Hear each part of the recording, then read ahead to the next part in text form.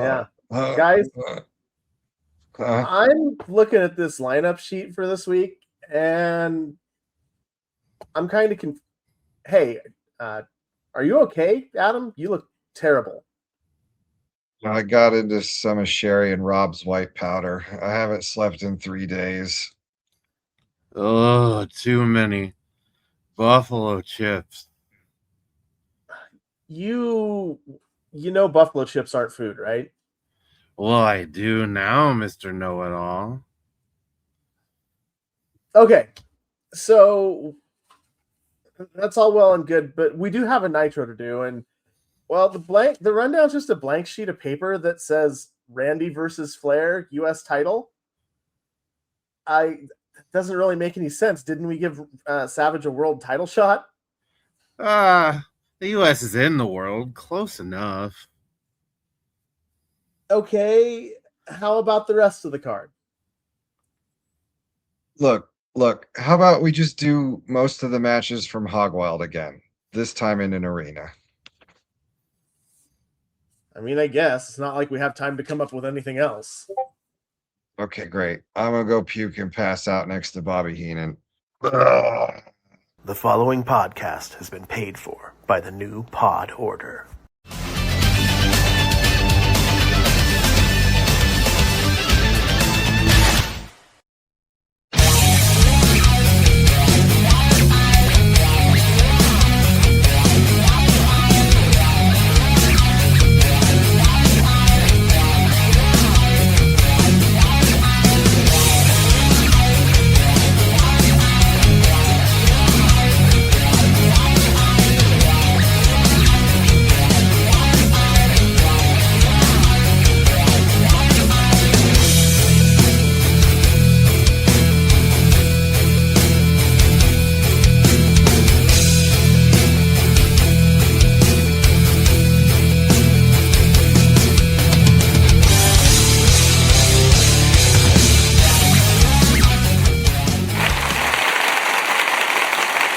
Welcome back to the new Pod Order. We're here for episode 8. We're going to record about Monday Nitro on August 12th, 1996. I am your host, Adam Rogers. I just got back from taking out one of my enemies to help a different one of my enemies. With me, as always, is my co-host. He's a senior official, and we will not have you questioning the speed of his 3 count. Joe the Brain Chastic. How are we doing today, Joe? Hey, I mean, fast, slow, as long as it's always the same speed, does it really matter? This is what we're saying. And with me, also with me, my brother, my co-host, and the only person who looks better in a corset than woman, Mean Matt Rogers. Matt, what's going on with you? I know there was your dog trying to jump in the podcast a little bit ago. Yeah, nice sleeping on the floor. He's kind of like Heenan at the end of the last pay-per-view. That's fair. And I'm jealous at the end of the day. So what are we? We are not a conspiracy theory podcast. So if you clicked on this, hoping to hear about chemtrails and how that's going to help the aliens take over the world, you are in the wrong place. What we are instead is a trio of wrestling fans who are here to chronicle the rise and fall of wrestling's greatest faction, the new world order, not the new Pod Order. We weren't that good of a wrestling faction. We only made it a couple of shows. And if that sounds good to you, stick around. Maybe go down, like, and subscribe to the channel. Let us know in the corners that you're in the comments that you're NPO for life. Nitro this week is coming at you live from Casper, Wyoming, which one of our co-hosts, or one of the hosts on the show, Larry Zabisco, says is the middle of nowhere. But so before we jump over to that, let's take a minute to take a look at what was going on in the world this week.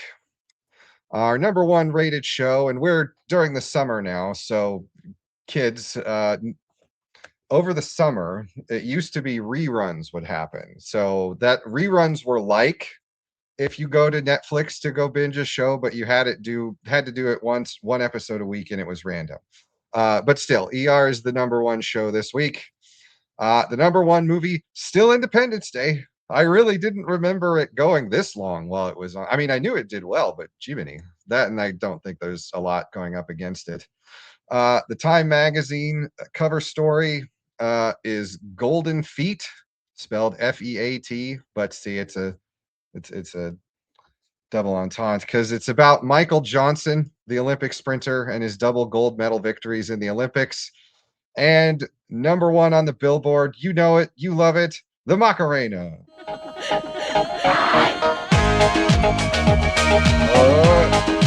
Okay. Don't shake your head at me. I didn't like And that it would- shit in 1996. And it wouldn't be Nitro if we didn't swipe Raw's results. So this week on Raw, Shawn Michaels was taking on Owen Hart in a surprisingly good match, but those are two steady hands. Then a Vader beatdown at the end to set up the match at the next pay-per-view that was coming on. Ratings wise, Nitro pulled down a 3-3 this week. Raw pulled in a 2-4. So we're back up, baby. That got that nice Sturgis pay-per-view bump, I guess. So now the ratings are flying through the roof. But we'll come in through the roof and we'll jump into the show. And we're going to start with a quick fashion discussion about Tony Schiavone's shirt. My God, So- it kind of looks like he's stitching two shirts together. Like he had two halves of a shirt and he sewed them together. Joe? I'm pretty sure this is actually a Mo Betta shirt. They Okay. were kind of the rage. They were like the designer Western shirt in the 90s. Go find yourself a Garth Brooks album cover. You'll see a lot of them. You know, I thought it looked familiar. So now, okay, that explains it. But yeah, maybe stick to the polos. You can probably Yeah. get one that has the University of Wyoming logo on it or something like that. Yeah, the problem is I don't think I've ever seen anybody actually make a Mo Betta shirt look good who wasn't Garth Brooks. So Yeah. I mean, far be it for me to like mock someone else's costume. I mean, I'm wearing this shirt for God's sake, but you know, like a little professionalism, maybe. Larry is looking very sharp, but he's in black because it's a dark day. It's a dark day for the WCW because the NWO came to Sturgis and Hog Wild, and they did exactly what they said they were going to do. They defeated Sting and Luger. They won the title, and worst of all, they defaced the title belt, spray painting the NWO logos on. He is extremely disappointed in the athletes from the Brotherhood of WCW for not coming out to help the Giant or at least stop them from spray painting the title belt. And I mean, yeah, when you think about it, like if you were a wrestling fan that had been watching WCW and the NWA before that, and you saw that happen, that would be a big damn deal, that kind of thing. That would be wild to have seen it happen. But we don't recap that. Of course, this is the Nitro after the pay-per-view. So we're going to have our exciting pictures as we're going along.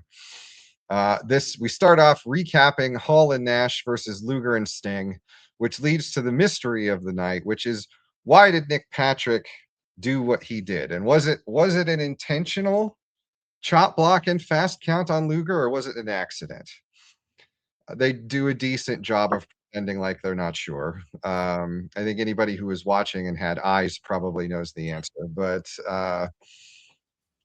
I appreciate the attempt at the angle, especially how it pays off kind of later on. They also promote. Yeah, maybe the announcers go to the same optometrist as the WCW referees do.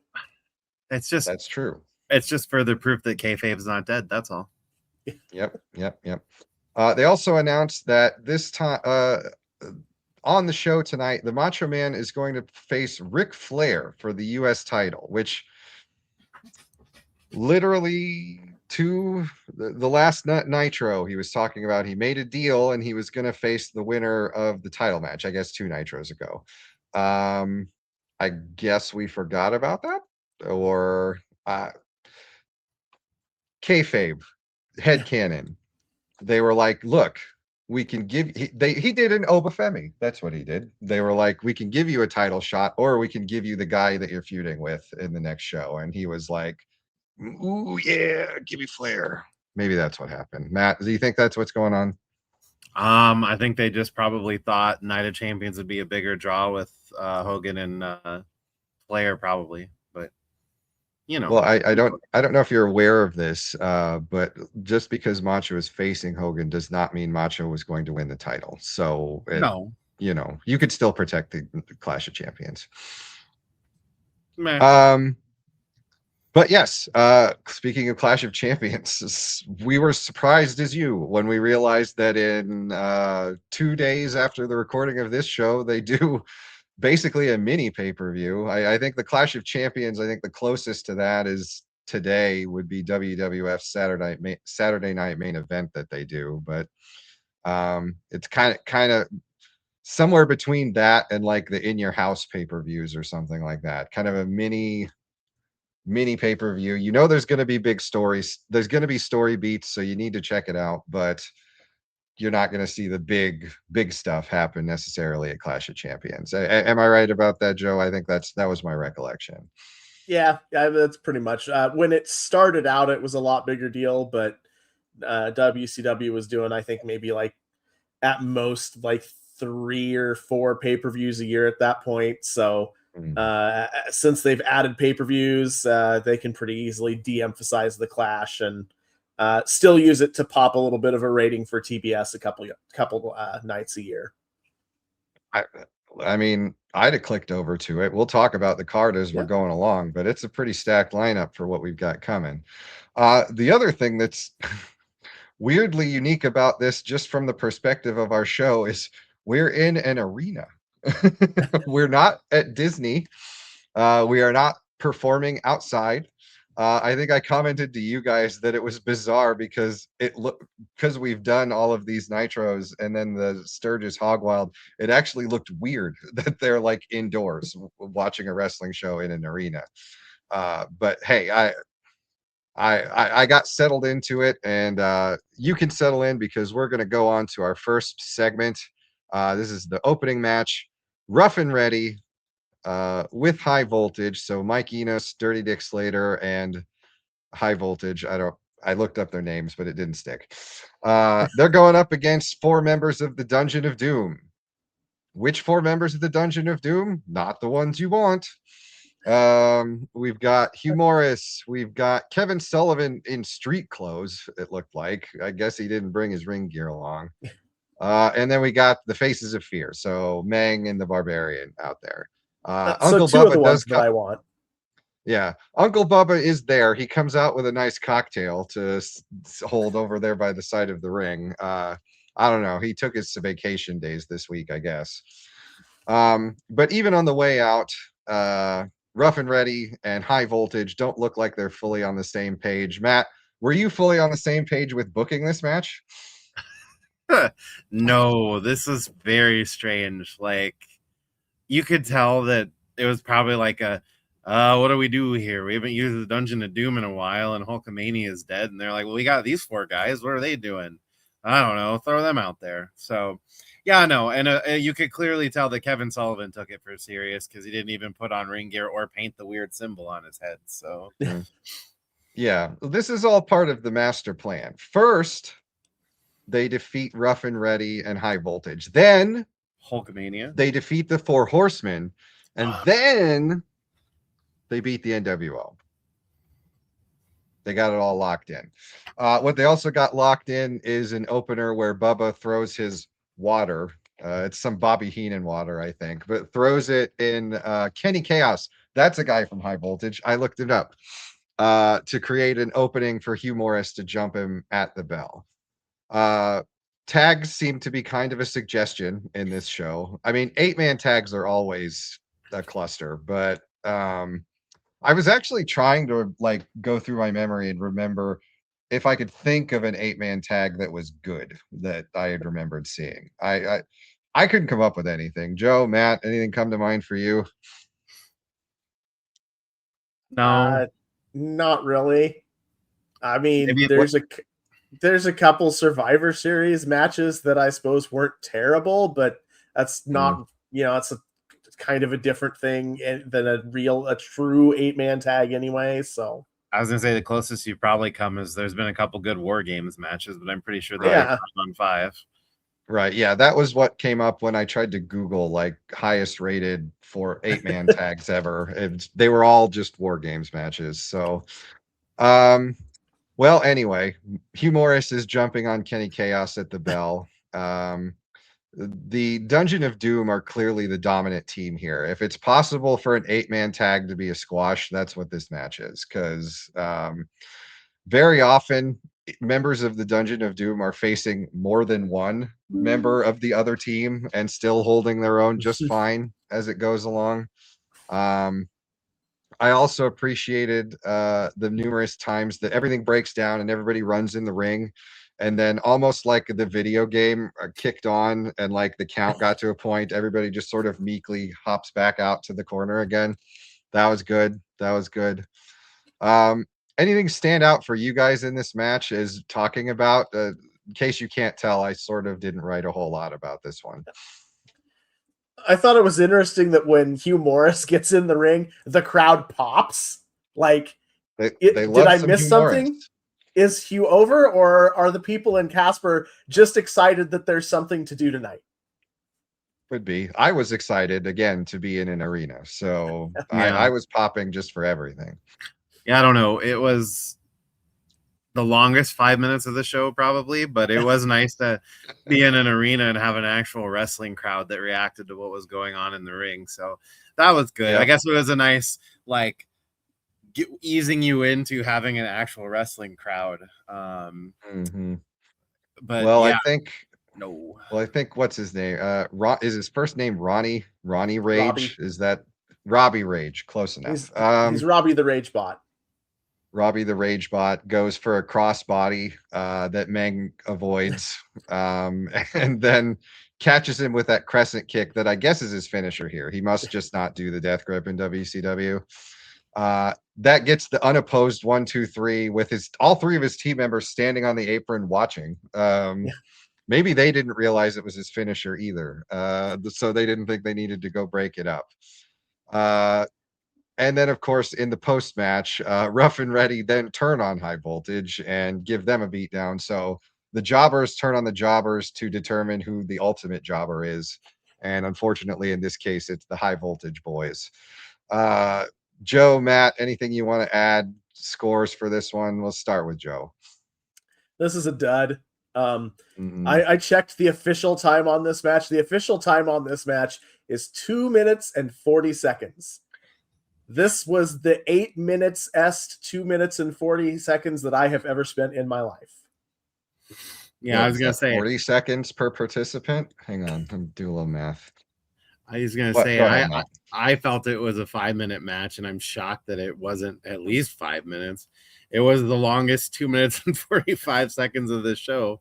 Yeah, I don't know. I guess not all the matches can be winners, and as we're gonna discover in this first hour, we just kind of said, screw this first hour, and let's get to the point where the dynamite explodes, and then we'll start doing good matches. So, well, before we get to some good matches, we got to go to some decent promos because the bromance, Sting and Luger, are on their way to the ring.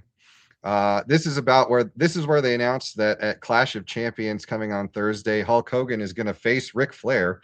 So the build for this huge confrontation is going to be all of 3 days with one television show.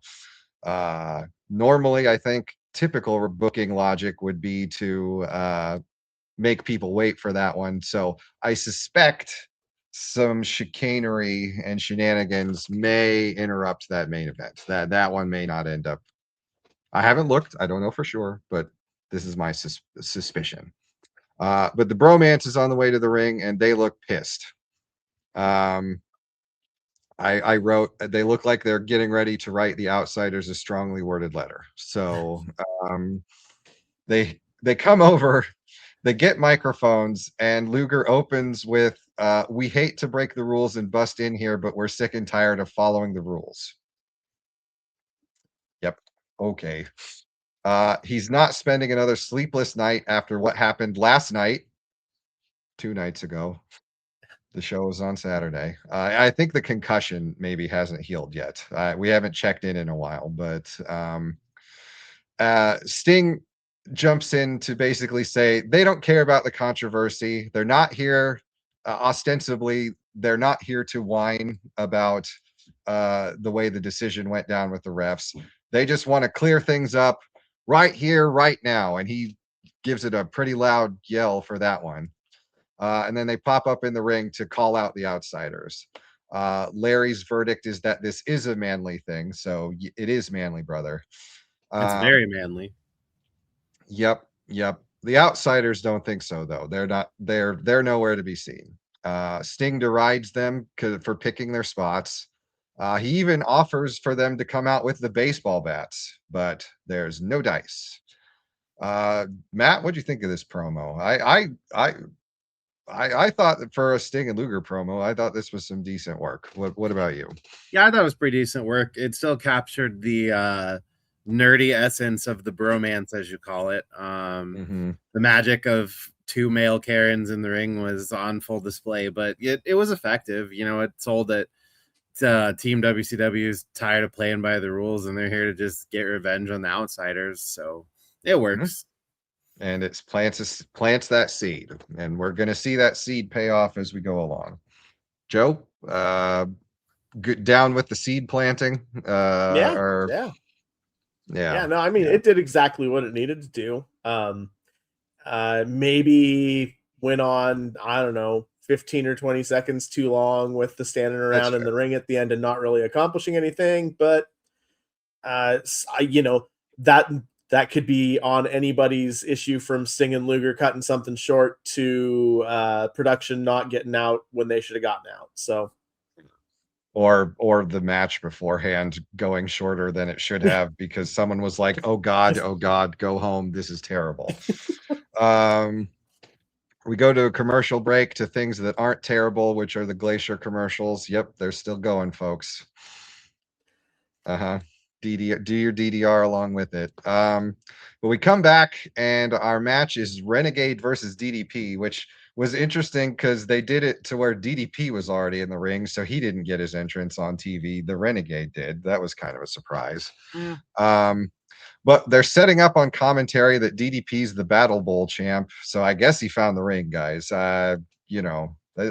Maybe it's one of those embarrassing things where it fell between the couch cushions and he's been making a big deal out of it and it was there the whole time. I don't know. But technically, this is the first of our Hog Wild matches that we're going to see tonight. This one happened on Saturday night before the show started, but this is still one that we're running back. And one of the things I noticed when the Renegade got into the ring is that DDP is so much taller than him. It looks like the Renegade, if they were two miniatures, like DDP is 30 millimeter scale and Renegade is 25. Like they don't look like the same species even while they're standing next to each other, which is hilarious because Joe, you said that he was supposed to be the Ultimate Warrior, right? Like this was going to be the Diesel 2 and the Razor 2 version of the Ultimate Warrior. Pretty much. It's also really funny because so I've listened to a lot of the 83 Weeks podcast, and when they did their episode about DDP, this is very much something that Bischoff talked about. When Page started in the business, he was a manager, and he was managing guys, and he towered over the guys he was managing, and it just made them all look stupid and insignificant. I could see that. Not all of them. One of the guys he managed was Scott Hall, and Scott Hall doesn't really ever look stupid or insignificant. Even late 80s looks like he's trying to be Magnum PI Scott Hall. But Gotcha. Yeah. So this one starts out, we're doing a little feeling each other out here at the beginning. I wrote down that we get many side headlocks to start things off here. Lots of side headlocks and running into each other for shoulder blocks. DDP gets control, goes to some heel work. I wrote that I think the biggest problem with DDP, at least right now, is his moves don't have a ton of flow to them. Like he executes moves, but he doesn't then flow into the next thing. They look kind of herky jerky. Matt, has that kind of been your perspective? Or I know you liked DDP back in the day. I didn't hate him either, but yeah, he was. I mean, it's a little off. I actually had written in my notes, heel DDP is weird because I don't like heel DDP. I think his stuff works better in when he's operating as a face because he just doesn't seem comfortable as a heel. The discombobulation seems to come up when he's trying to fight dirty or do something else. So I don't know. I always enjoy seeing DDP. I agreed with you. Not giving him a TV entrance is weird, but if you're trying to get the Renegade over, I guess I could see why. But yeah, it is just weird. Well, one thing I didn't like is that the Renegade's trunks are pretty close to flesh colored. And there was a pinfall where he sort of landed with his legs towards the hard cam and DDP rolled him up. And I thought for a second we were getting a look straight at Main Street. And I was not down with that. But after that pinfall, more chin locks. Yes, it's we're in Davey Boy Smith level of headlocks and chin locks here. A chin lock that's so devastating, DDP pushes him down for a pinball and then back into the chin lock. So I guess this counts as mat wrestling. The chin lock is so vicious that we do the drop the hand 3 times thing, which you don't usually see that for the job guys. So is giving him a little bit there. The third, he starts pumping up and he's just doing the warrior, like about, banging his head thing. DDP misses a clothesline. The Renegade's comeback, I think, boils down to DDP missing a clothesline, bouncing off a turnbuckle into a roll up. And then DDP oversells a kick that like he hits him and like DDP flies in the air like he got shot out of a cannon, basically. There's some clotheslines. Then he goes for what I guess was supposed to be his finisher. I don't know we know what the Renegade's finisher is, but as he's lifting him for I suppose so. It probably needs to be a gorilla press, which that's going to be a very small gorilla press. Oh God, I wish he would have done it actually, just so we could have seen it. I just screenshotted that shit in a second.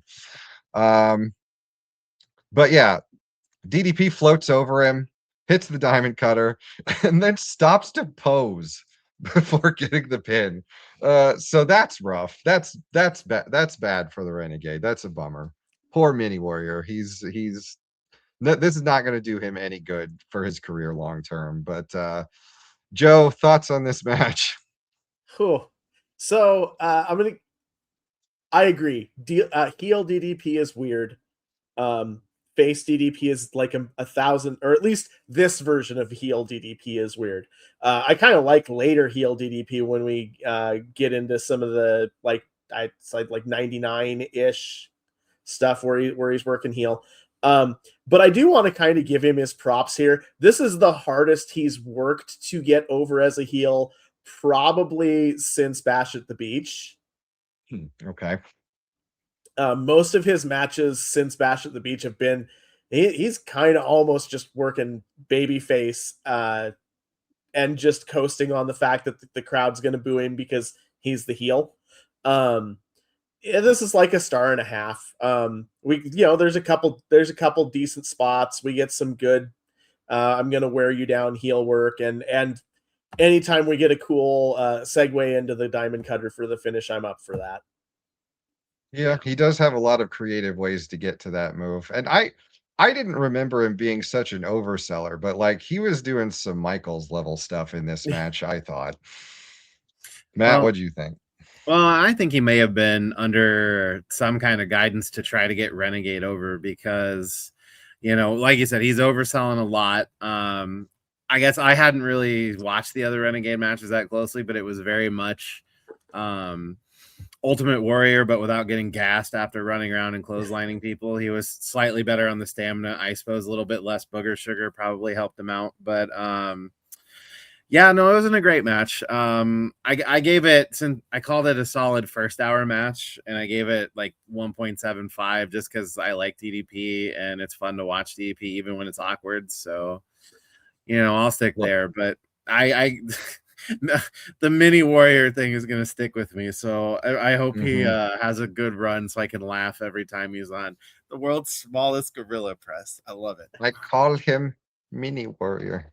If he wants to get over as the Warrior, he needs to run to the ring and do the shaking on the ropes and stuff. Yeah, I That's think the bottom line. I think face paint would help too, but unless he had face paint, did he have face paint? I don't remember.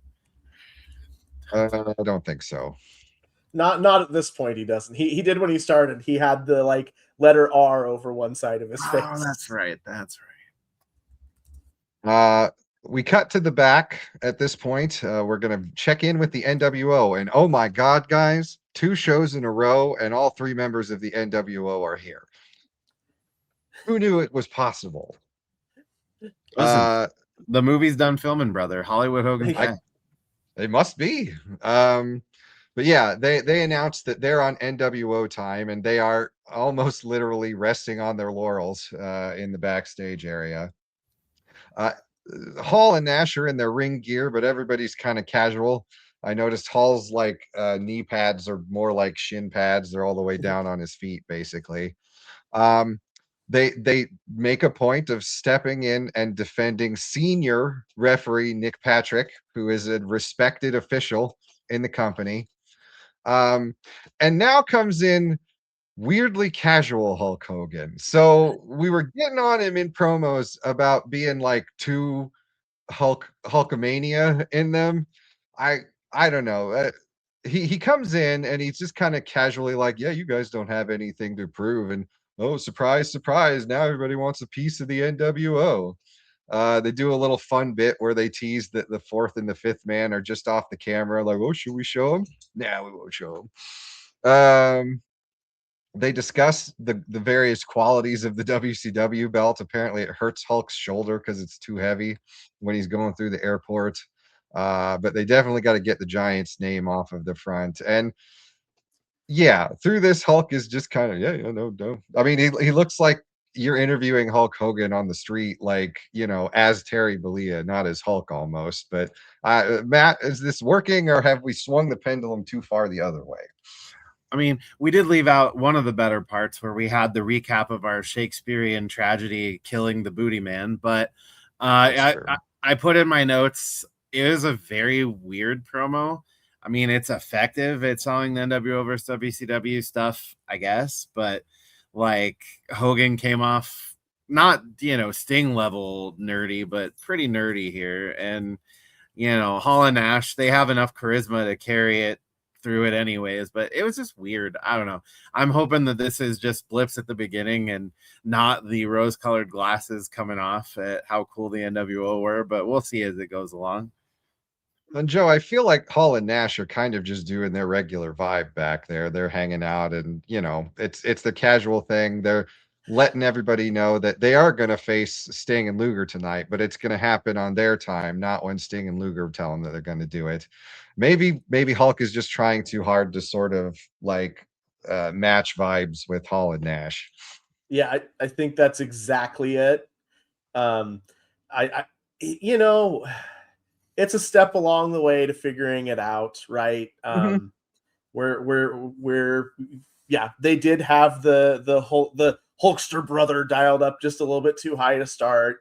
They're trying to dial it back and find something else. They overshot. But I gotta say, I think the real problem here is, look, I've spent time in Casper, Wyoming. My grandparents lived there for 30 years, so now I don't know what it's like today. I haven't been there for quite a while, but in the mid 90s, let's just say Casper, Wyoming was not exactly the kind of place that Hulk Hogan was going to dig. Okay. And I think we're seeing a little bit of that maybe in this promo. I'm wondering what they had. They had to have, like, I don't know, promised him a bonus or something to make this stop on the way to Denver, I'm guessing. Yeah. And to be clear, Casper's a really nice town, but it is a really nice town that doesn't have a lot to do. Yeah, thank you for the save. I don't need all of the Casper people in the comments getting mad at you, Joe. They're going to come and cancel you now. Kevin tries to cancel out of the promo, but Hulk wants to have the last word, so he keeps going. He says that if WCW's got any fans left, that they're going to lose. They'll lose them if the Outsiders beat Sting and Luger again.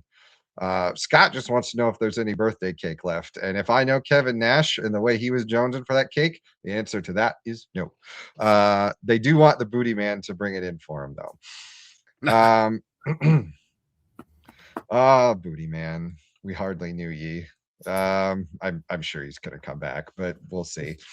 What we come back to is Conan out in the ring facing that young, plucky up-and-comer, Jim Powers, that rookie that I think we've all got expecting big things out of. Conan is a heel now.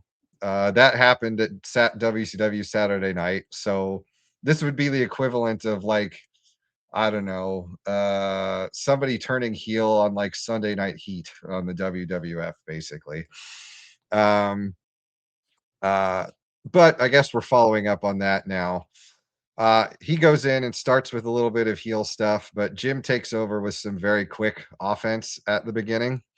And I don't know about you guys, but every time I kind of see Jim Powers, I'm kind of wondering why it didn't work, because like his stuff all looks good. It's sharp. It's way faster than what a lot of the other guys on the roster can do. He seemed really talented to me, Joe. Do you have any ideas what kind of held him back? Go find a Young Stallions circa 1988 promo, and I think you'll have your answer. Oh, okay. He's just not good on the mic. Gotcha. Conan gets himself a USA chant as he takes Jim over into a really weird position that's like part pinning predicament and part like holding his knee and help. It looks like when someone has a cramp in their hamstring and you're trying to like just help them stretch it.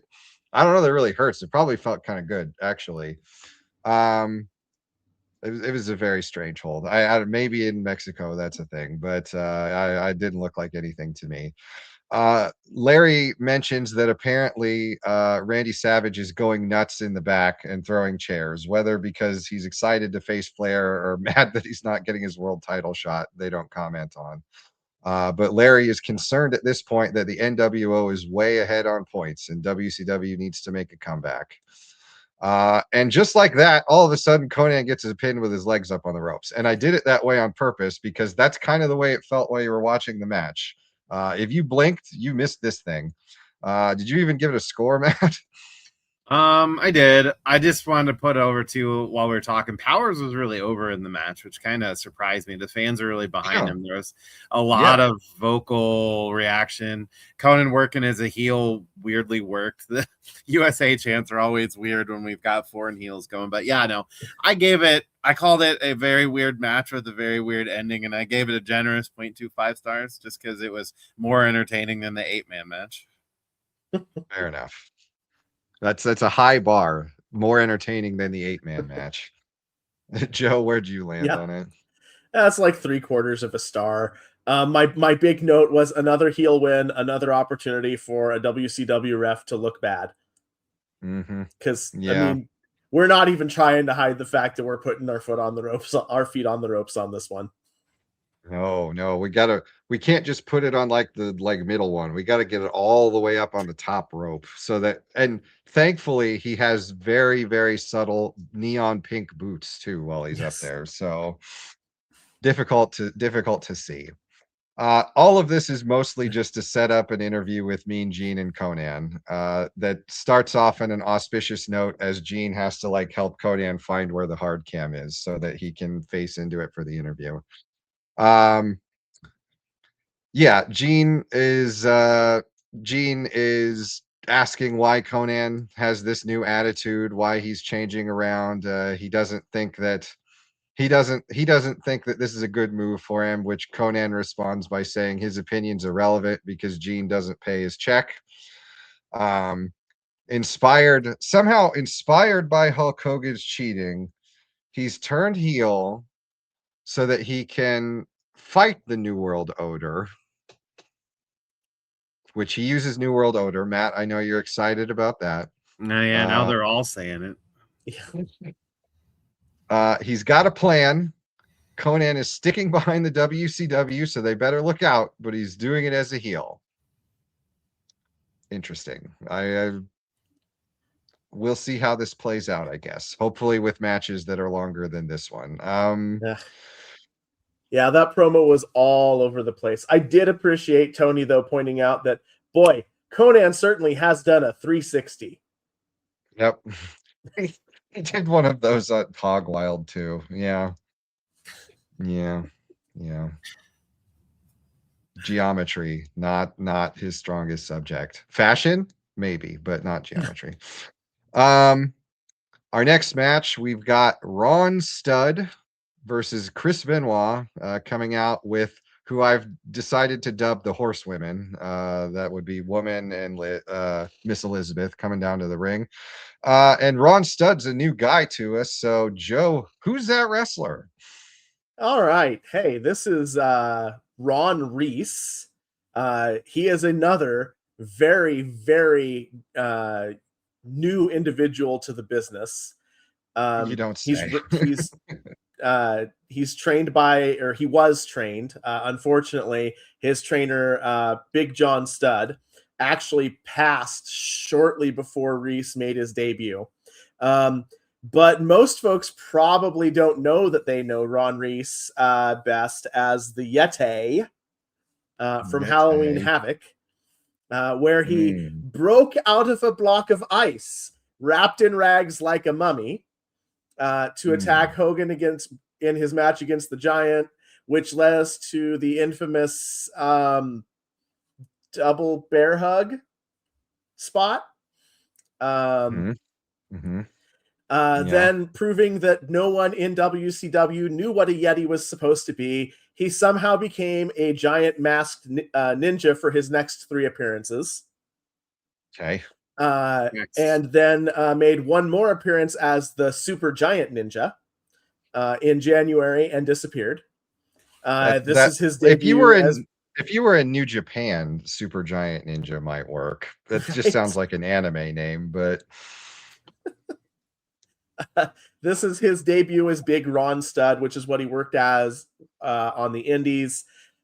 He's eventually going to join Raven's Flock when that becomes a thing here in a year and a half or so. He doesn't last very long in the Flock. He just goes by Reese then. So that's the other thing that people probably are likely to know him for. He bounces around Japan, wrestles for Dusty Rhodes' Turnbuckle Championship Wrestling promotion in the early 2000s, and wins their tag titles with a guy by the name of Glacier. So fun trivia there. And can't get away from Glacier. He's everywhere. He finishes up his career in the mid 2000s working in Vince Russo's Glory Wrestling promotion, which is like this Christian oriented wrestling promotion that Russo ran for like a year as the abstract character Evil. Just the concept of evil. You can't make this shit up. He claims to have given DDP the self high five / diamond cutter hand signal. Okay, nice. And when questioned about the Halloween Havoc hump, as it was found called in the article that I found, he says it's an honor to be remembered. Hey, I mean, if you've got a spot that people recall that much later, even if it's bad, at least they remember you. Matt, I know you're psyched for some Raven. That's coming up soon. Yeah, it'll be great. Yeah, I mean, he seems like a dude who's got his head in the right place. At the end of the day, and that's really cool to see from somebody who went through the wrestling industry in the 80s or 90s. I do think it's funny that he has an alliterative name. He's got Ron Reese, which would work as a wrestling name, but they're like, no, we can't do that. And so supposedly when he came in as the Yeti, they had someone else booked to work that gimmick, and that fell through at the last minute, and that's why he did that. They had supposedly talked to him and John Studd about coming in as a tag team before Studd passed away. I don't know whether that's true or not, but that's what my research indicated anyway. But so we could have had, if the rumor about who was supposed to originally be the Yeti is true, we could have had Giant Gonzalez back in WCW as the Yeti. Oh man, what a missed opportunity that was. Well, rest in power to Big John Studd. We'll appreciate what we can see of your protege while he's out here. I wrote that Nancy's outfit is giving Playboy Bunny when she comes out. It's missing the ears, but otherwise, Liz has got looks like more or less the same leather outfit that she had at Sturgis. So maybe that's just her costume now. It is very funny when Chris Benoit gets into the ring and stands toe to toe with Ron Studd. Ron Studd is more than a head taller than Chris Benoit, and like not just a normal head, like Ron Studd's big melon head. There's even more than that difference in the way. But that's not going to intimidate the Canadian crippler, who pops right up and slaps him right in the face. Which earns him a choking and a kicking in the corner for his trouble. So that's kind of what you probably should expect. You slap a big dude like that. Benoit takes control after reversing a splash and then goes into the very brief psychology of what we're going to see here in the match, which is working on the knees, which you want to talk about wrestling 101. You got a big guy and a little guy, a big face and a little heel. Little heel is going to work the knees and even things out by getting him down on the mat. Does a bunch of that stuff. The drape the leg over the rope and stomp on it. I don't know, does he break out the crab in here? There's a lot of knee offense going on. A lot of kicks and things like that mostly. Worth noting that after he wins, he pops up and flashes the 4, and the crowd pops like crazy for it. So the horsemen do seem to be drifting into tweener land as we're going along here. Again, I didn't write a ton about this one. This is mostly a squash match to put Benoit over. You guys have anything else you want to comment on for it? Outside of the fact that my notes said, did Benoit just squash a 7-foot guy? That feels weird. I do think he did. I mean, he did let Studd get some offense in there. So I am appreciating what we're seeing of Benoit, like kind of repeatedly letting the new guys get some of their stuff in. He seems like one that they're using in the locker room to sort of bring in new talent and let them get some TV time. So I appreciate that.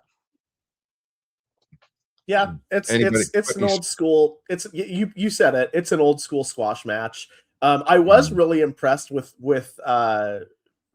Studd's selling in this match. Like he sells like a maniac for the way Benoit's working on his knee. Yep.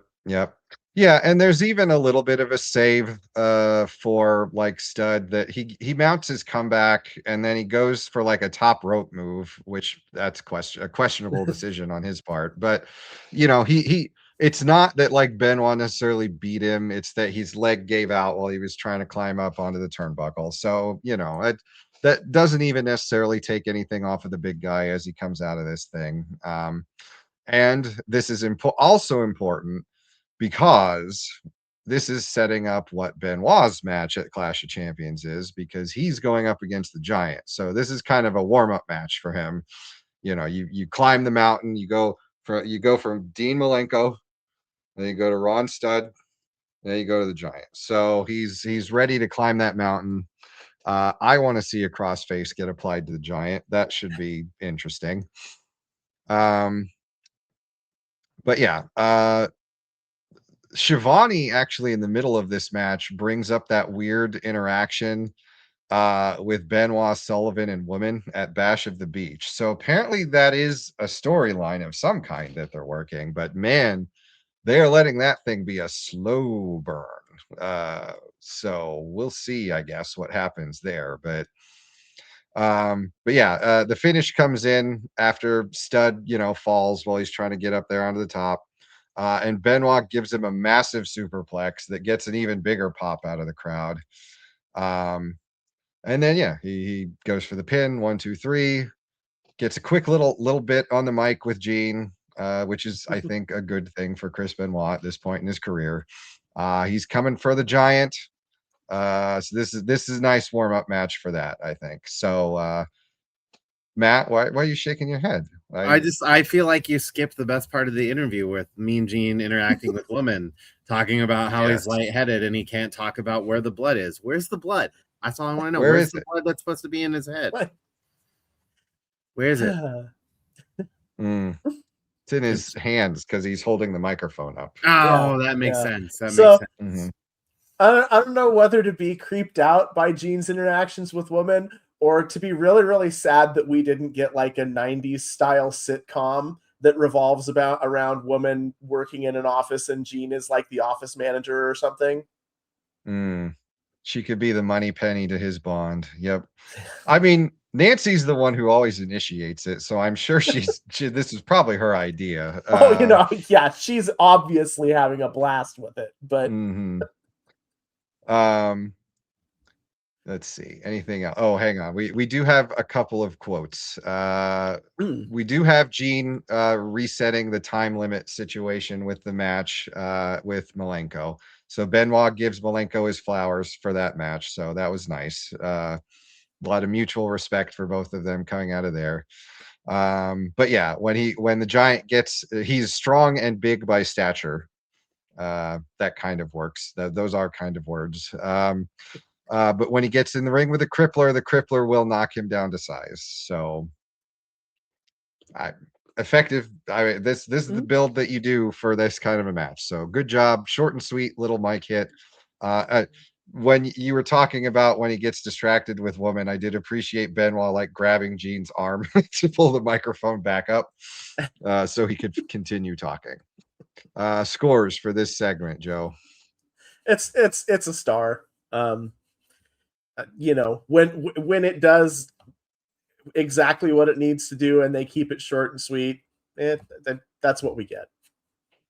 Gotcha. Matt, same neighborhood? Yeah, it's pretty much.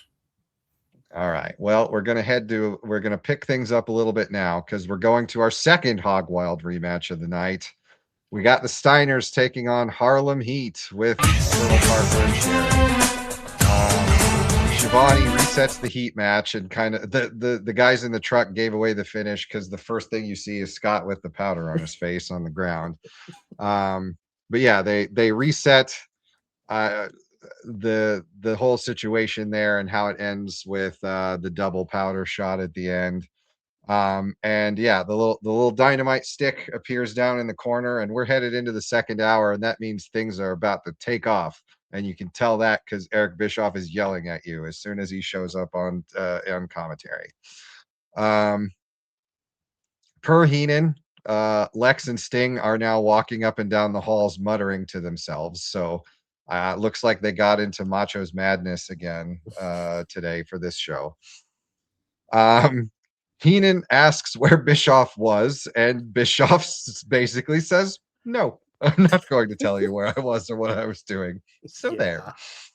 Yeah, he says he was taking care of some business, and he'll leave it at that. Planting the seed. Put that seed in the ground. Yeah, but is he? Because that's a long ways before. Happens. I don't think he is. I just don't think that they thought through what the payoff for that needed to be. Where's Eric Bischoff watch continues. Today he's here. Tomorrow, who knows? The Steiners come out and they come out with a hot start. You know, they remembered what happened, and this is a payback match. I don't think they said this was for the title. This is just a match, I think, between the two of them. So they jump them, drive the Heat out of the ring. We come back in. Things start off, and we've kind of noticed, and this was the part where, because we didn't see the DDP. Well, I don't know. I didn't go watch Saturday night to see the DDP and Renegade match, but this was where I was like, oh, so we're just doing the match again, huh? Okay.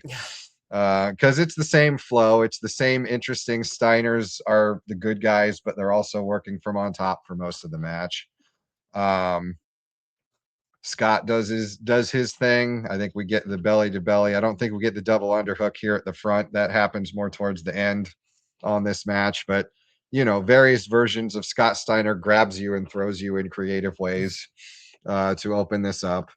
Booker bails out to cool things off for a little bit. They try to trade dance partners. So Stevie comes in with Rick. Rick gets a little bit more offense in.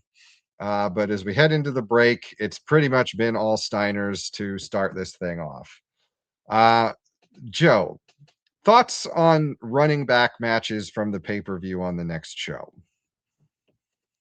Man, so the thing about this that makes this a really weird choice is that we're doing, I mean, not only are we just doing rematches of what we saw in the pay-per-view, we're not even doing like rematches of matches where titles changed hands. Like it would make sense if the Steiners had beaten the Heat and the Heat wanted their rematch right off the bat or something like that. But I suppose that the excuse probably is, look, we did a show Saturday, we're doing a show Monday, we got to do a show Thursday. We don't have time to completely, we don't have time to build 3 shows in that short a span. So rather than even waste any more time trying to defend this, I'm just going to point out right at the beginning of the match where you spoke of Sting and Luger getting into Macho's madness. Apparently Savage also is getting into his own madness because according to Bobby Heenan, he's had all his shock treatments and the doctors cleared him to wrestle because he's legally nuts. Yep. They don't call him the brain for nothing, folks. And I mean, I suppose most people aren't watching it with the level of detail that we are. In 1996, you couldn't have imagined a couple of middle-aged dudes sitting around doing a podcast about the pay-per-view, Matt. So, maybe if a lot of the spots look pretty much exactly the same as what they did last time, maybe it's forgivable. Yeah, I mean, my note started with really one show later and no throwaway line from the announcers like, oh, the Steiners were mad about them cheating last night and that's why this match is happening. There's a way where you set it up where this doesn't feel out of the blue. But that is a little weird, actually, now that you mention it. Yeah, like call this a grudge match, Yeah, like there's they didn't kayfabe a single reason why to give you a reason. They just put the match out there, which ties into the fact that we're booking all these shows back to back to back to back. So they probably just didn't care. This was probably just a throwaway show where they were trying to put some matches in there that would at least send the fans home happy instead of having the first hour the whole time. So. Well, and to their credit, this crowd is game. They're just excited to see some wrestling, so they're pretty hot the whole night. The crowd, the guys in the truck do a good job on this. We usually bag on the guys in the truck, but they go through the commercial break. They communicate things properly so that the Steiners can stay on top. You come back from the break, then I think Booker draws him to the outside. Yeah, draws Rick out into the outside into a pretty gnarly clothesline to get things back, shifted over into the Heat's favor. It's a clothesline, some body slams out on the mats on the outside. So it's believable that this, runaway freight train of humanity that the Steiner brothers are at least slowed down for a little bit. But that doesn't last for very long. They get back in. Booker goes for the leapfrog, and Rick gets his power slam in. Scott gets the double underhook suplex thing. Watch what we talked about the match last time, and ignore all the racism, and that's pretty much what we've got here. The finish on this one, everything spills out to the outside for a bit. They get in. Scott stays in the ring, and he goes to suplex Booker over the ropes into the ring. Sherry holds his feet so Booker can spin and land on him, that old chestnut. But surprise, Colonel Parker just sort of stumbles into the middle of things and trips over the pinfall to get the Steiners a win by disqualification, I guess. Okay. They go to the outside. Booker and Stevie Ray are, I think, rightfully not thrilled with Colonel Parker for costing them this match. It's DQ, so they're still the champs, but Sherry hauls them off to the back, promising that they can fix it, which I don't know that you can fix this. The match is over. But odd finish to this one, Matt. What were your takeaways as we head home on this match? Yeah, I was gonna say you had questioned if it was for the title, but I remember when the bell rang commentary, I think the brain said, "Oh, we've got new champions," before being reminded that it was a DQ. But Okay. my notes say, another weird ass finish. Why can't we just do clean finishes? Like, this is modern day WWE level of refusing to let a winner happen. And it's getting frustrating because it carries over from a pay-per-view where we didn't do any clean finishes. I mean, it was a good match. I like the part that was in the ring. Mm-hmm. I like the moves. I like both teams. It was entertaining, but the interference is just getting to the point where it's ruining matches for me. So I knocked it down to a 1.5 star. I think with a proper finish, you're on pace for like a 3, maybe a little higher, but the way this is going, like, it's bad when you're jonesing for a clean finish 2 shows in a row where you're like, this let somebody win, and we're gonna get one before long, but it's just frustrating to continuously have these big matches have no payoff.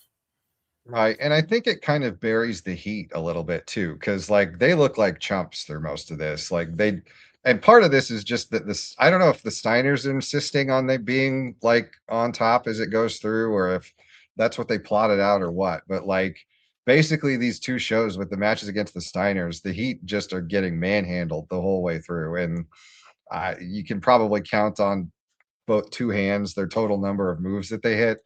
I don't know. This I didn't hate the match like you said, but my one hope is that this is signaling that shortly Booker and Stevie are going to be done with Colonel Rob and get rid of him. Joe, I don't know. Where do you land on this one? Yeah, basically everything that you guys said. My notes exactly are 1.5 stars. Really fucky finish to that match. I don't know why we needed to do a manager randomly strolling into the middle of the ring to trip over the illegally assisted pinfall. Just, let Nick Patrick catch Sherry cheating and DQ him that way if you want to DQ him. And have Parker get upset with Sherry for getting caught cheating. I mean, I realize that the whole thing is that we're pushing this angle of the Heat wanting to get rid of Parker, but you could spin that to accomplish the same thing. Yep. Yeah, I agree. Stars. Oh yeah, you said 1.5 stars for it. Yeah. So yeah, I think that's fair. Our next one is probably going to have a little better score than that, because next up we got our third rematch. We got Rey Mysterio versus Ultimo Dragon, which I guess if we got to have rematches, this is probably a good one to run back. Ultimato Dragon is coming out with a mask that kind of wigged me out that it had the red thing over the mouth. I don't remember him having that, but it looked weird. He gets to the ring and then he confirms for everyone that he's Japanese because he's able to spray a mist. And as we all know, all Japanese people can spray mist. Yeah, and I also I don't Japanese wrestlers. Hang on. Japanese wrestlers. Let me be clear. Well, no, and I don't want to let Bobby get past his got a hold of Miss Guerrero's chili comment. Well, I wasn't going to. It's in the notes. Okay, I was like, I can't. I don't know. I'm moving. Eddie and Chavo aren't even here, and they're catching strays. Not fair. I wrote that I wonder if somehow through time Eric Bischoff heard me bagging on his play-by-play commentary, because he is working overtime to call every move from this point through. Partly, I think that's because of his martial arts background. So when Ultimo Dragon comes out with those kicks, Bischoff is just rapid fire roundhouse kick. He's trying to name all the kicks. But yeah, a nice little sequence there to start it off. Ray's dodging kicks, then he's not dodging kicks. We go into that torture rack backbreaker spot that we liked, that looked so good at Sturgis. We get a Muda flying, back elbow in the corner. That big running power bomb. So apparently Ultimo's not getting paid by the hour. He's here to go. He's hitting his spot. He's getting his stuff in, and then he's getting out. He does lose some momentum as he comes off with a nothing into the double boots from Ray to let him take back control. But yeah, I what do you guys think of the beginning? Sorry, had a little brain stroke there for a second. Again, Good. too much white powder. My bad. The opener of the match, guys. It's a really good opening of the match. Like Ultimo Dragon, like you said, he's working at 1,000,000 miles per hour. The sequences flow together really well. They both work really well together, which is no surprise after what we saw the other day. So it was a really good start. And this time, at least you have fans that are into it outside of chanting USA, USA, because, you know, we foreigners are bad and stuff. But even though Rey Mysterio is also from Mexico, but let's not touch it. Anyways, but yeah, no, good start. Good start. Billed as being from Tijuana. He is from San Diego. He was born in San Diego and lives there. But yes. Ray needed a little boost. I noticed he went for his like roll up over the ropes thing. I believe that is that what you've got on your screen there, Joe, or is that a little bit later? Oh, in the match? yes, that is exactly what is on my screen. He kind of gets stuck, and Ultimo has to run over and help him to get over the rope. Yeah, the physics engine glitched out. It's fine. Debate. Does that count as the Ray count going back to 0? He didn't like endanger his life there necessarily, but that wasn't exactly perfect execution. I don't know if Ultimo doesn't bail him out. There's only one way to go from there, and that's down to the floor. So, all right, fair enough. Sorry, Ray, wasn't up to me. So back to 0. Yeah, I think we were going to get there anyway, because shortly after this, there is a nasty suicide dive where Ray's head goes. I think he hit the base of the guardrail when he went flying. So I think we were going to get there anyway. Yeah. He after Ultimo saves him there on the ropes, that lets him springboard into his Frankensteiner Rana to knock Ultimo Dragon to the outside, setting up a big running splash over the ropes at him. They get back in. Ultimo takes control with a drop kick off of a splash, hitting Ray in midair with a drop kick.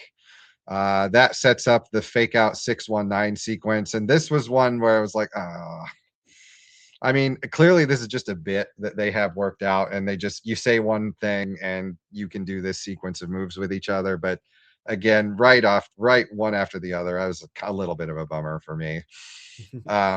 Kind of takes the magic away, lets you see the strings. But it does set up like a suicide dive through the ropes to the outside, where Ultimo also tries to give himself a little improv brain surgery. We go back in. Ultimo's back on top, gets some more high impact moves, but typical heel, taking too long, doing too much posing. Puts Ray down into what looked like where you would go for a power bomb. I don't actually remember what Ultimo Dragon's finisher is. Do you? Does he have one per se? No idea. I don't remember. I was thinking it was a top rope moonsault, but he's hit that a couple times and not gone for a pin. So. Oh yeah, I did see him do his own moonsault in the middle of this, so that was good. I think in the video game it was like almost a Scorpion Deathlock finisher, I want to say, or something like that. But I don't know I don't know what he was at some point. Yeah, I don't know what he was setting up, but it doesn't work. He puts him up for the power bomb, and Ray just sort of Spider-Mans down his back and rolls him up for the win. So Rey Mysterio, 2 wins in a row over the Ultimo Dragon. This one a little bit less convincing than the last one, just in terms of, he kind of stole this one at the end. But Matt, Ultimo Dragon, Rey Mysterio, round 2. Where do you land on this guy? Oh, I just want to open it up by answering your question. Ultimo Dragon's finishing moves. He has 3 of them. One is an Asai DDT, which is a face lock dropped into a DDT. What you were thinking of, I think, was the Dragon Sleeper, a modified Cobra Crunch. And then he also has what he's tried to use on Rey Mysterio multiple times. It's called the Dragon Bomb, a running sit-out power bomb. anyways, back to the match. My notes on it were good match, good shit, solid work, 4 stars. Moving on to Joe. Not much else to say. Fair enough. Oh wow, we have a disagreement on this. I thought this was like a 1.75 stars. Ooh, damn! Like, fight! It is way too short. It is, outside of the fact that there's not a raised platform for Ray to almost kill himself from. Probably a good thing. It's just, hey, here's 4 minutes of the match, because I mean, at least the Steiners and Heat, they got a good chunk of time to run back the match. This is literally just like the remixed greatest hits of the match from Saturday, and it's just, I don't know. We're speed running it. There's no build. It's that there's honestly not really even very much flow to it. I didn't feel like. Right, and it's weird because like all of the matches somehow also feel like they're super fast. Like you feels like you just threw the show together and you're like just throwing in some repeats, but also you're not giving them any time. So it's interesting. The vibe is a little weird on this one as it goes along. I would love to see what the plan was, like what was supposed to have happened, and if just something went weird and funky and screwed everything up, or if this was what it was really supposed to be. Because I kind of land on the same. I don't know that I'd put it down at 1 3/4. I'd probably have it in the 2.5, 3 range. But yeah, I definitely kind of like the Sturgis one better than this one. I felt like I think you hit it there. It's the greatest hits. So Matt, you're wrong. Sorry, don't know how to tell you this, but just that's right. I've been wrong before. I'll be wrong again. I accept it. Okay. Yep. The things you like are wrong, and you're bad for liking them. What I liked is coming up next, because the next match is our promised U.S. title match. Ric Flair's coming out with the Horse Ladies versus the Macho Man Randy Savage. Macho comes out, and I don't know if this is the exact gear that he wears for it, but I was like, that looks like the Slim Jim commercial gear to me. It looked pretty darn similar. But you It's know, the right colors. Rick styles and profiles to the ring. Forget all those motorcycles at Sturgis. These ladies are 1200 cc's. He's Ric Flair. He's doing his Ric Flair. Shake guy's hand, no, the whole thing. He gets down to the ring. Macho comes out to a massive pop. The crowd is thoroughly in Savage's corner for this one. And he pops up to the top of the ramp, does the little spin with the arms out thing and everything. But then he politely takes his hat off, takes his coat off, and then sprints to the ring to go attack Ric Flair. Randy is not trying to win this match. This is not a match Randy could give a shit about the U.S. title. I do not think he tries a pinfall at any point in this match. He is just there to beat up Ric Flair. Comes in hot, throwing some punches. Flair puts him in the corner and does one knife edge chop, and then woo, yep, all right, job's done. Stop the momentum there. Not so much. He is wrong. Randy is all over him, to the point that the ref has to jump on and pull Savage off of him. I think he probably in kayfabe, maybe Randy's getting a little bit of this is the Macho Man kind of benefit of the doubt. The ref is giving some leeway. That's what what's the announcers usually say, because I think this level of just disregarding the ref should probably have gotten you a DQ. And if you really need to know that Savage is wound up, even the Greco-Roman thumb to the eye. I noticed they called it the Greco-Roman thumb to the eye. Even that doesn't stop him down or slow him down. He just goes right through it. Joe, I thought this was a fantastic open to a match. It is chaos, but it is pure Randy Savage from my perspective. What did you think for the start here? Oh God, this is the best kind of chaos. These two are doing a wonderful job of making you believe that they actually really do hate each other. Mhm. Like, and not only that Savage hates Flair, Savage hates everybody that is out here for this match. Pretty much. Woman is maybe the least hated out of all of them, but I'm pretty sure she's stolen his briefcase or something. So they're all in the shit list, I think. Matt, same thoughts, different Oh, thoughts. Have oh you yeah, no, I recovered was from the beating that you took on the last match yet? yeah, no, I enjoyed it. Having the badness dialed up to 5 is always where you want to be. It was a good match to start out. You had a lot of hot action with good jabs. Like Macho delivers a really good jab. I had kind of forgotten that, but his jabs look convincing for a wrestling punch. So Yep. What's really important when you're throwing a punch is to hop into the air and don't use your feet to push behind it. But they do. They look great when he throws them. Um, Rick eventually slows him down with a low blowout by the guardrail as we head into the commercial break.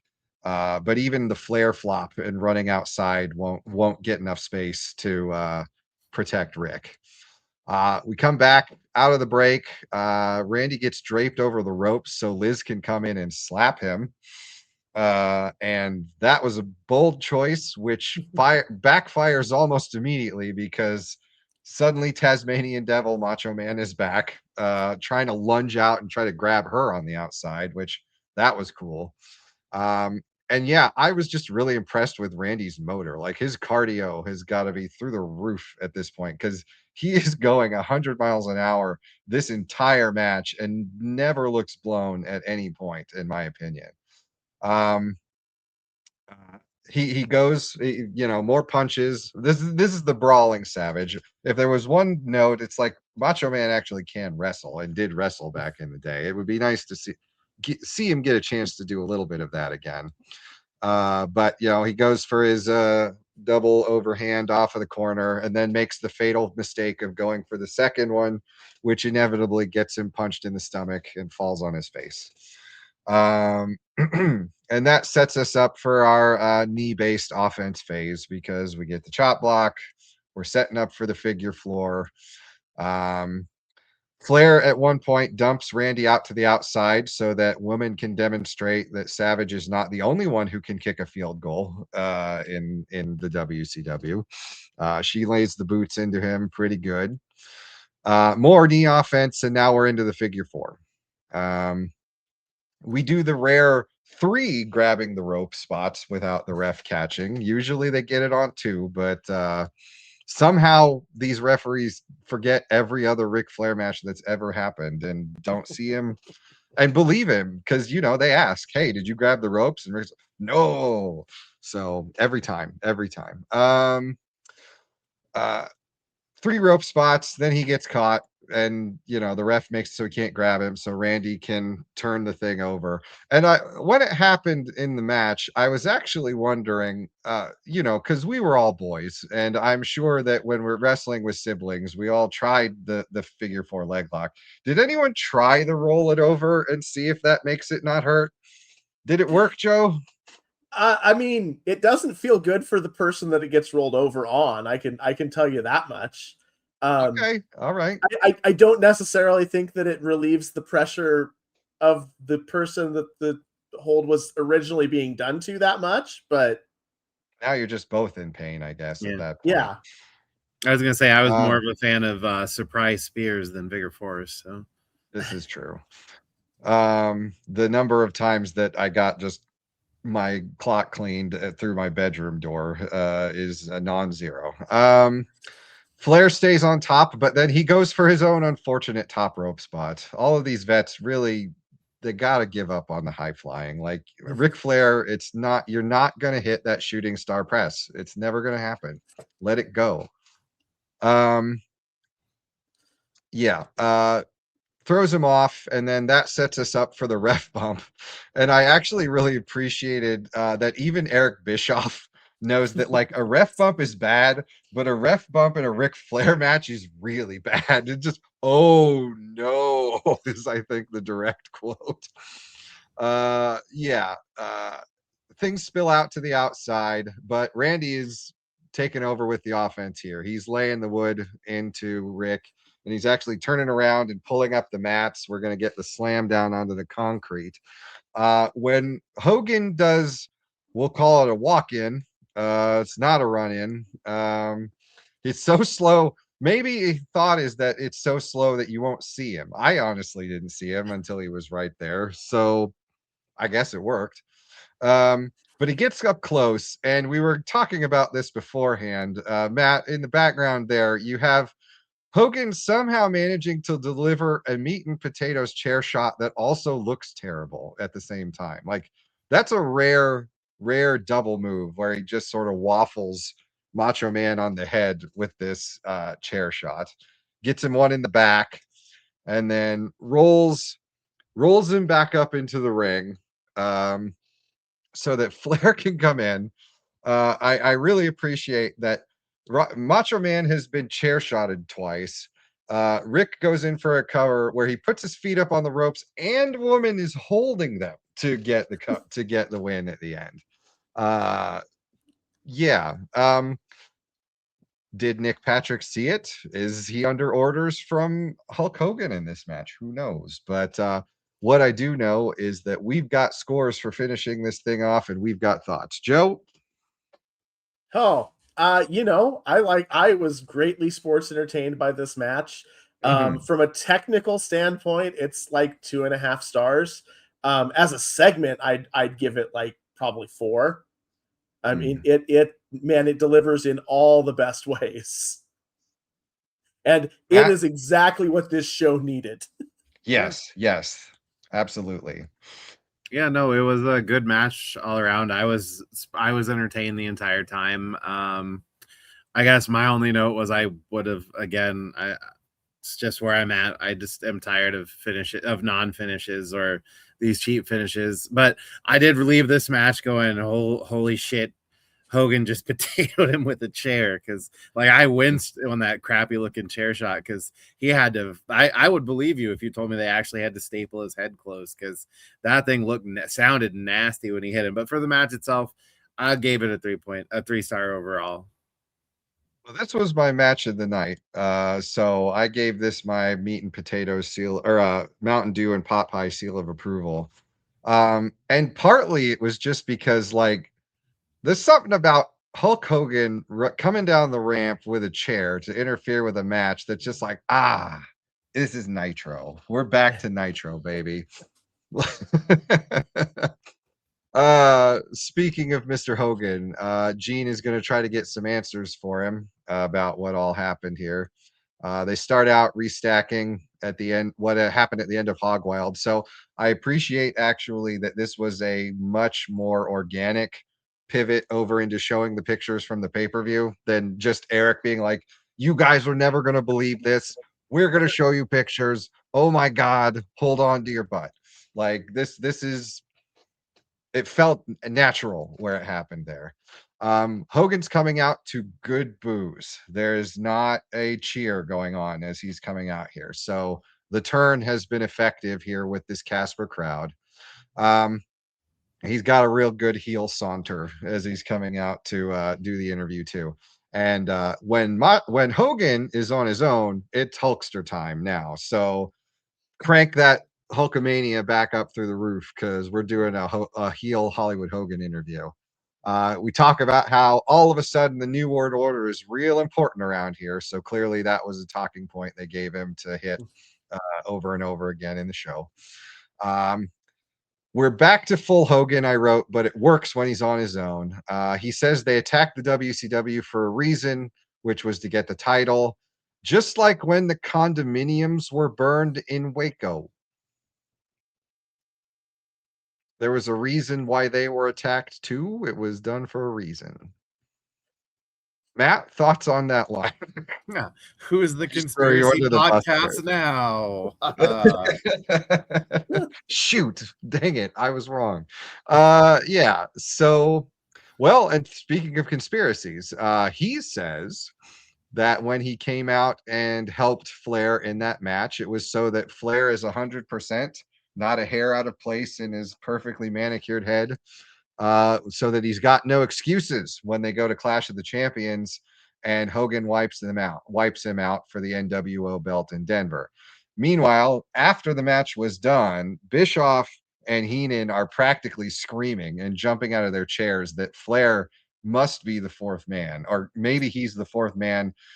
They're positive that that's what's going on here, which, honestly, you're shaking your head. At the time, I would have wondered, like, maybe that's also because I was a kid at the time, and like clearly the thing that they're showing you, like, look over here, that's not what it is. That's not what's actually happening. But I don't know. I thought it was effective. Joe, you're shaking your head. It's at the time, I might have gone there. It's just with the benefit of hindsight, there's no way that Flair was going to be the fourth wheel in the new world order. Well, that's true. He also reiterates that the Outsiders are here to clean up a little business for the NWO. And this is where we go into the segment where we're going to change everybody's name in the WCW. So Stinger is now the Stinker. Lex Luger is Flexi Lexi. A thought hit me while I was watching it that maybe there's something about spray tan. That if you get spray tanned too many times, you are compelled to make up demeaning nicknames for people that you don't like. Conspiracy podcast, it's happening. That's your one. To swerve, bro. Yeah, didn't see that coming. I just also I don't know if it was, maybe I misheard, but it sounded like Hogan versus the English language popped back up because he was trying to say categorize, and I'm pretty sure he said categorize like 4 times in a row. Oh, we're gonna categorize, and then we're gonna categorize, and I was like, categorize? What does he say? Well, he's gonna categorize him as the stupid Ric Flair, as the stupid little man, which back to the workshop with that one, Hulkster. That one's, listen, we can do better. We can do better. I think Flexi Lexi is a winner. Stupid little man, brother, I'm not so sure about. Fair enough. Yeah, he kind of just loses the thread and drifts off, and it's sort of a, okay, Grandpa, go back to the back here at the end of the promo. But had some fire at the beginning, I thought. Matt, what's your thoughts on this promo? Yeah, I enjoyed it. I mean, as silly as sometimes the Hollywood Hulk Hogan character's delivery can be, I'm a mark for it. I won't lie. I was sports entertained, even when we were stumbling over the English language and calling Ric Flair a stupid little man, brother. I was at least more entertained than I had been for the majority of the show. So it is doing what it was set out to do. Yeah, and again, for me, Hollywood Hogan cutting a promo with Mean Gene Okerlund is 100% Nitro. So I'm maybe it's nostalgia dudes, but I am in at this point. What we're heading into next is the bromance, Sting and Luger. They're going up against the Outsiders. So the Outsiders have determined that now they're ready. Now they're going to face Sting and Luger. I think it's and the commentary will point out here in a second, but Arn Anderson finally catches a break. He's going to be in there against the Giant until the Outsiders say, hold on a second. Don't do that to Arn. We got this. This breaks our streak now. So now Arn's, well, I guess the previous show technically did, but he wrestled on Saturday night. So Arn's not the last man standing, is down. I mean, I'm sure it was the dark main event. There you go. Oh, yeah, probably. Nobody can find the Outsiders. So again, more chaos. And thankfully, the WCW production truck is so chaotic anyway that you can almost believe that what's happening is real. But our boys come out from the crowd instead of coming down the ramp to their NWO music. Sting's music hits, but Luger comes out on his own, hits the ring, and actually comes out hot and is handling the Outsiders 1-on-2. So it's some grade A Lugering, but he's doing a good job of keeping the two under control, which sets things up for Sting to creep in for an ambush. So, shades of a future Stinger starting to show themselves as we're coming along here. Comes in from the crowd and leaps in for a clothesline, both of the outsiders get knocked to the outside. They need to go regroup. This is their natural place. They are outsiders after all. But yeah, they're coming out here, and yeah, this is where they mentioned that this is supposed to be an Arn Anderson versus the Giant match at this point. So, sorry, Arn, you'll have to get chokeslam squashed some other day. Joe, this is a very different match, obviously. So while we've been bagging on the other rematches, because again, this is number 4, we've been bagging on the others, but this is a different animal than the match that they had at Hog Wild. Yeah, no, this is very high energy. You did make one mistake. Luger did not come out by himself. He was followed very closely by Nick Patrick. Excuse me, senior official Nick Patrick. Yeah, sorry. Yeah, put some respect on his name, Joe. What the hell? Not just senior official, but trustworthy senior official. Yes. Nick Patrick. Respected. Respected. Mm-hmm. But yeah, no, this is not just a rehash of what they did at the pay-per-view. Yeah. And I'm here for it. Yeah, those dorky good guys are done playing by the rules. Yeah. They hate to break the rules, but they're done following the rules. The outsiders regroup and they decide to do a flanking maneuver. So they come in from the outside from opposite ends of the ring.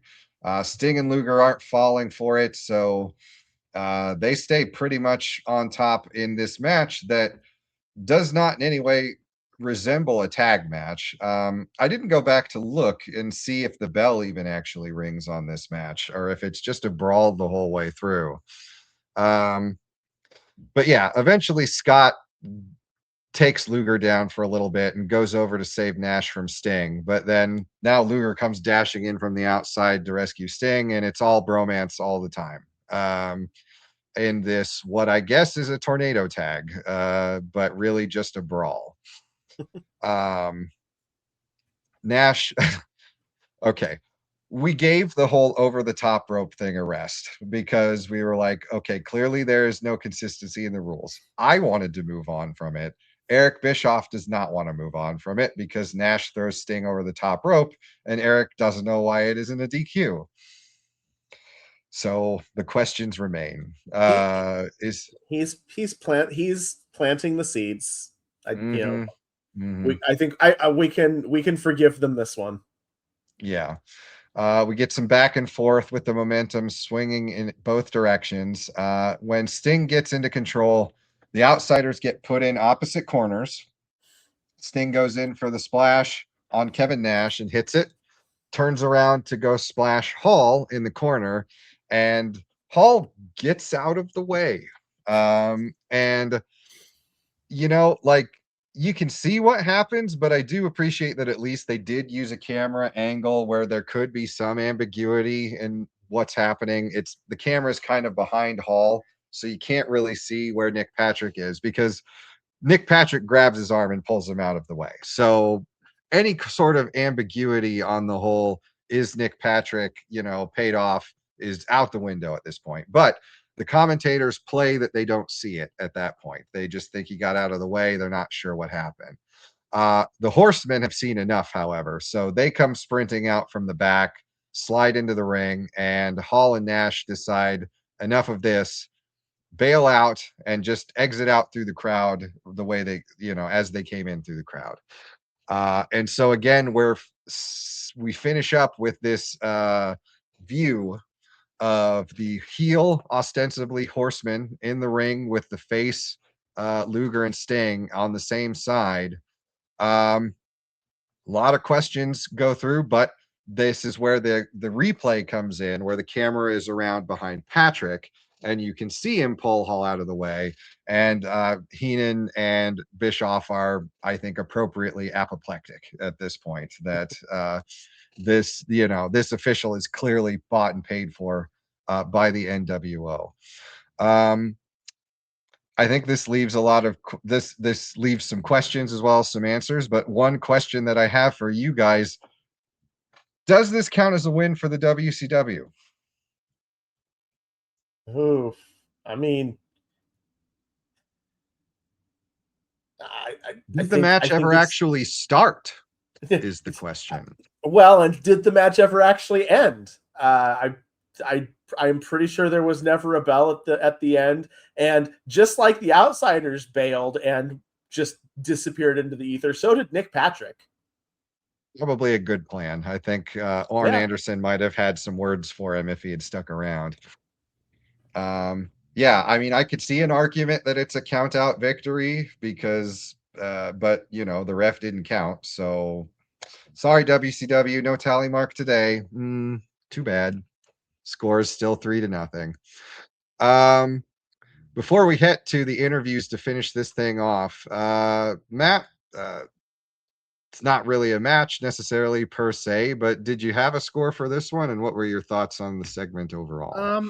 I enjoyed the segment overall. I would like to have had a little bit more of a match before it broke down, but a lot of the stuff in the second hour didn't get to breathe, and I don't think this got to breathe as much as it needed to.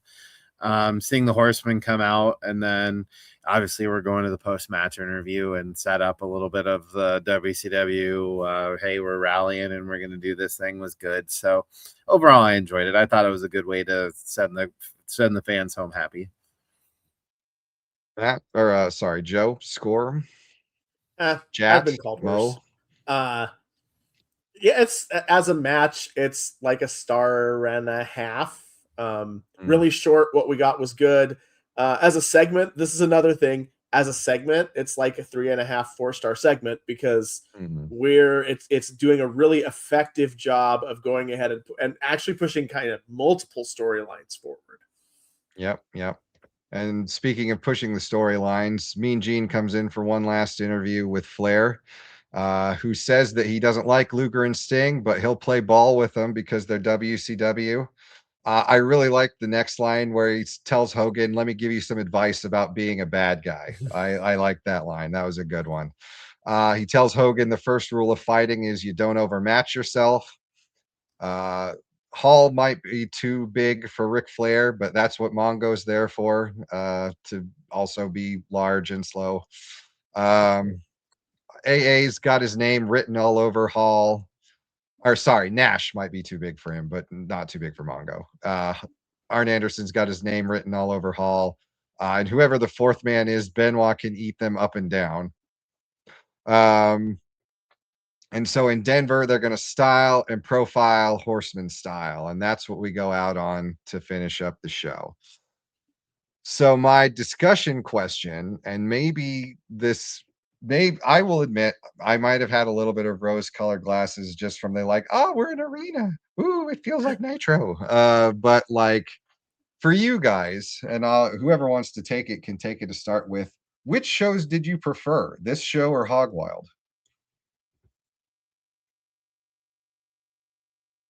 Ooh, so if you'd asked me even before the podcast, like even before we recorded this episode, I think I'd have said Hog Wild. Okay. Now that we've kind of been and had discussed, run through again, boy, it's awfully close. I think I would just barely give Hog Wild the edge. Okay. But for a show that basically, for the most part, just kind of recycled Hog Wild, this was better than it had any right to be. Yeah, agreed. And I think the biggest thing because I think I would give the edge ever so slightly to this show just because it demonstrates the value of having actual wrestling fans there. The actual wrestling and the length of matches and what happened short of the Hogan and Giant match may have been better at Hog Wild, but having a reactive crowd really sells everything a lot better. Because, I mean, you did get crowd reactions at Hog Wild, but they were like for random things. You'd have weird USA chants, or in the women's match, you had, we're going to rev our Harleys because the Harley girl won and this and that. But you didn't have actual fans reacting to heels, fans interacting with, sorry, I said that backwards. Fans interacting with heels and cheering for faces. But, I think I prefer a traditional wrestling crowd more than I appreciated the Hog Wild environment. Yeah, I think I kind of come down on the same side as you on this one. I appreciated the novelty of Hog Wild, and seeing just something that I don't think I'd never really seen anything like it before, and I kind of doubt we'll see anything like it again because I imagine WCW probably learned some lessons before they go back to Sturgis next year.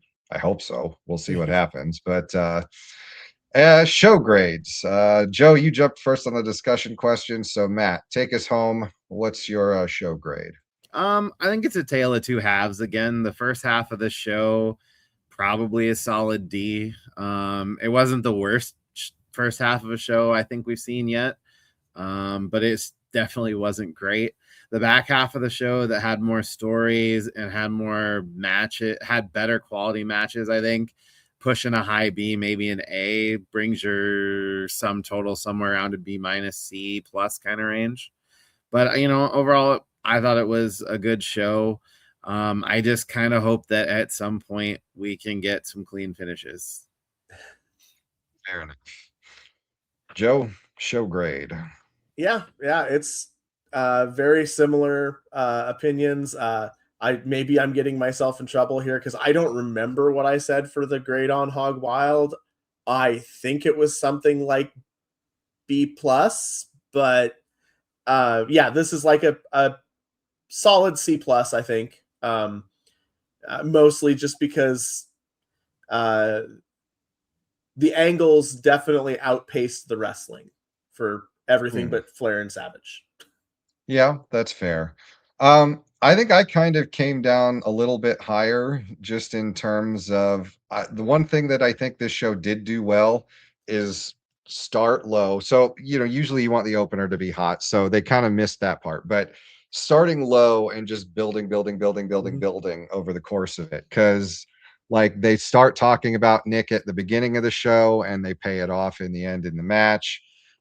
There are a lot of sort of lines that kind of run through the thing the whole way through. They're trying to build for a quasi pay-per-view show in 2 days. So this is a pretty Herculean task. So I'll give him a little bit of credit for that too. And you know what? They're in an arena and we've been waiting so long for a regular fucking Nitro to happen. They're gonna get a bump for me. I'm gonna put this one at a B plus. That's where I was even thinking A, but like you guys brought me down to earth a little bit as we've been going along here. But B plus I think is fair. It's time for us to go home. If you enjoyed our show, all of our socials are down there. Feel free to hit us up. We'd love to hear back from you. Obviously, like and subscribe, and go check out our sister show, Analyzing Attitude. Jimmy and Mike are coming up on Fully Loaded coming up soon. So, actually, by the time this airs, they'll probably have done it and put it out. So, go back and watch their coverage of Fully Loaded.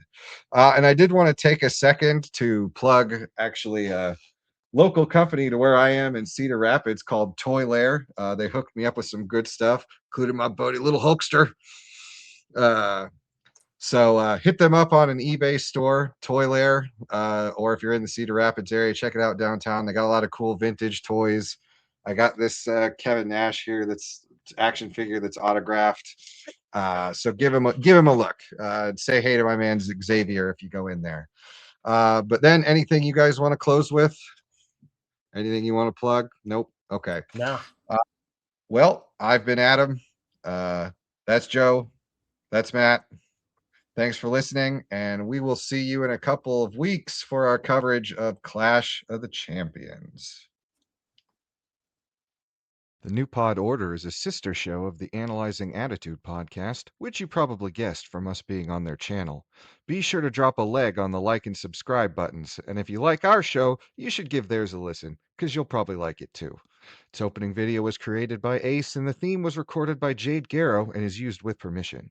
If you want to contact the show, our email address is newpodorderpodcast@gmail.com, or reach out to us on X at NPOrderPodcast.